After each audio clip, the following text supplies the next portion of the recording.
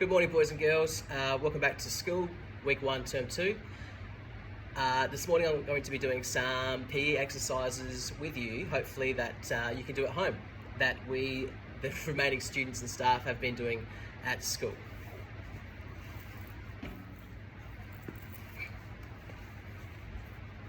So our first dynamic stretch that we're going to be doing today before we do any activities is the plank. So if you can find a space in your bedroom or the lounge room to lie down, we will go and try that for 30 seconds. So coming down and lying on your stomach.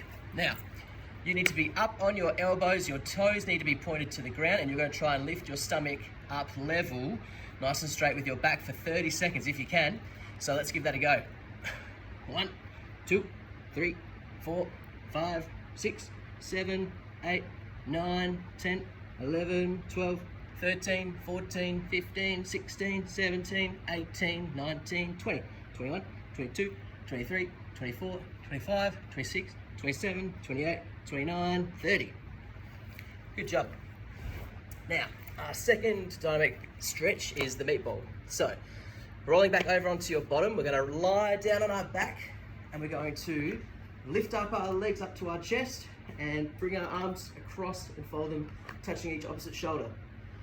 Now, we're trying to lift our head off of the ground and up towards our knees for 30 seconds. So, 1, 2, 3, 4, 5, 6, 7, 8, 9, 10, 11, 12, 13, 14, 15, 16, 17, 18, 19, 20, 21, 22, 23, 24, 25, 26, 27, 28, 29, 30.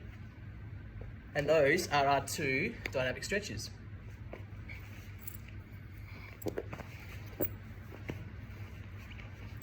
Now that our dynamic stretches are done, it's time for our sporting activity. And this week we are looking at soccer, and for the next few weeks we'll be looking at soccer. So, if you have a ball at home, then we will need that to do some activities. Otherwise, I've made up a paper ball out of newspaper rolled up and a lot of sticky tape to hold it in place, and that'll be my ball today for our activities.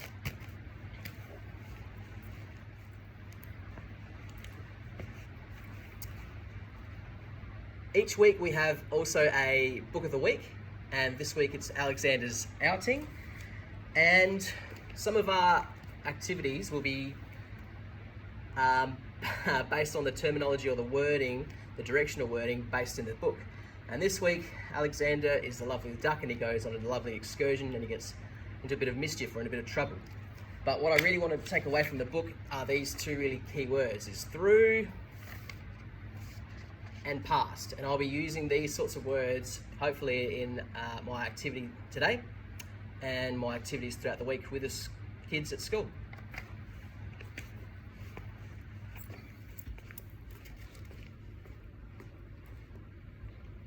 Okay, so for those of you who are watching, our first activity today is some dribbling.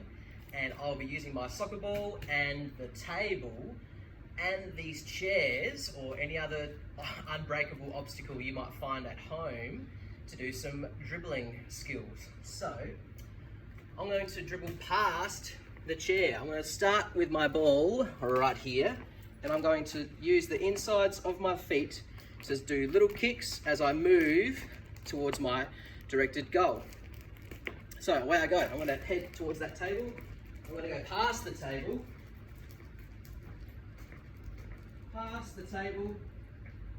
and I'm going to come back round. Slowly, carefully, doing little kicks as I do some dribbling back to the start.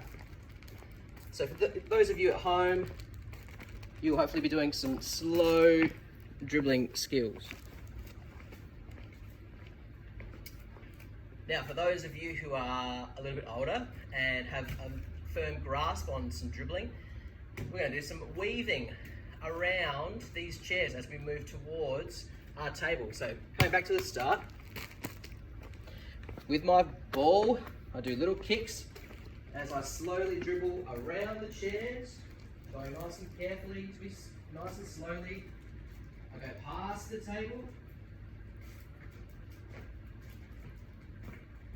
weaving around the chair, and back to the start. And as you progress and get a little bit better and better, you might want to time yourself and see how fast you can go. That's an option, it's up to you. Okay, once we've mastered the art of dribbling, maybe it's time to practice some kicking. So, I'm going to try and kick a goal. I'm going to try and use my skills to kick the ball through the chair legs, through the goal. Now, if I want to do a powerful kick, I would use the tippy toe of my shoe to do a really powerful kick. But I'm a little bit more cautious and I think I actually want to do an accurate kick. So I'm going to try and turn my foot to the side and use the side of my foot towards the end of my toe or towards the end of my foot to pass the ball or to kick the ball through the goal.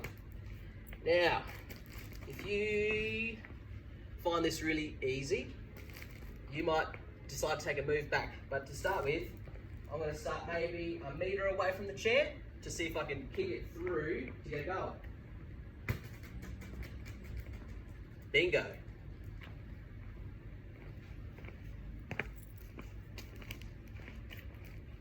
Okay, I was successful with my first few attempts of trying to kick a goal between or through the chair legs of the chair. So now I'm going to make it a bit more challenging. I'm going to step back 1, 2, 3, maybe 4 meters if I can.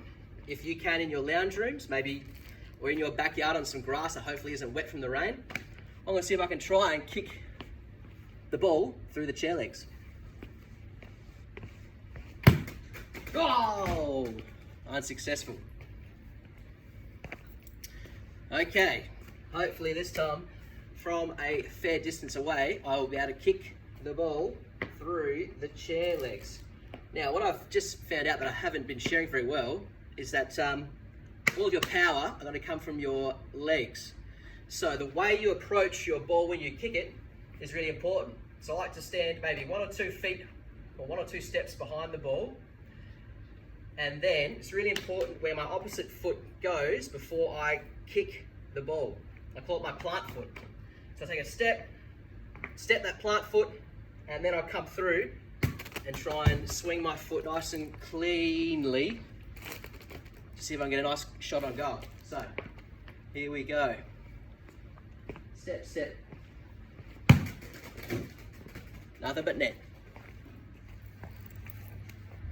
Okay, so we've done our dynamic stretching and we've done our soccer activities, and hopefully throughout the whole time you've been doing those activities, you've been using the sorts of terminologies or words from our story, such as past.